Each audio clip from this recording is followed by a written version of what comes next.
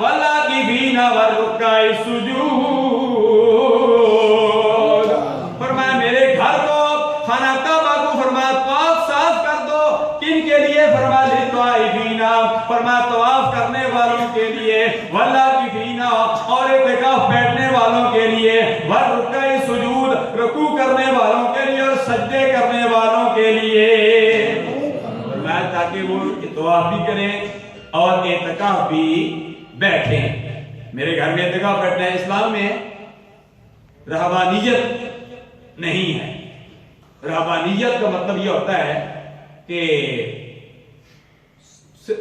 अल्लाह सिर्फ सब दीन को, दुनिया को छोड़कर सिर्फ दीन ही की तरफ, एक ही तरफ मैल हो जाना, दुनिया से राब्ता खत्म कर देना।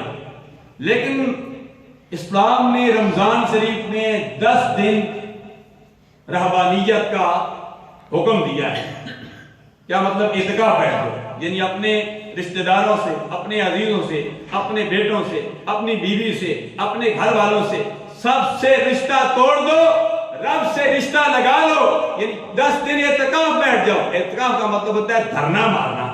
इत्काफा या तकिफो, इत्काफन ये मस्दर है, यानी बंदा रब की बारगाह में 10 दिन, रमजान शरीफ के आखिरी 10 दिन, 20 रमजान हमारे को बैठ जाता है रब्बे ज़ुल-जलाल की बारगाह में, धरना मार के बैठ जाता है रब्बे ज़ुल-जलाल की बारगाह में। बंदा अर्ज करता है, या अल्लाह मैंने अपने अज़ीज़ो व अक़ारिब को छोड़ दिया, वालिदैन को छोड़ दिया, अज़ीज़ो व अक़ारिब को छोड़ दिया, अपने रिश्तेदारों को छोड़ दिया, मैंने खिलवत नशीनी इख्तियार कर लिया है। या अल्लाह मैंने तेरे घर में धरना मार दिया है।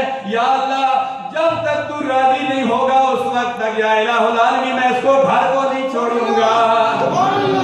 जब 10 दिन पूरे होते हैं या 9 दिनों आखिरी असरा इत्काफ का, अल्लाह तबारक व तआला फरिश्तों से फरमाता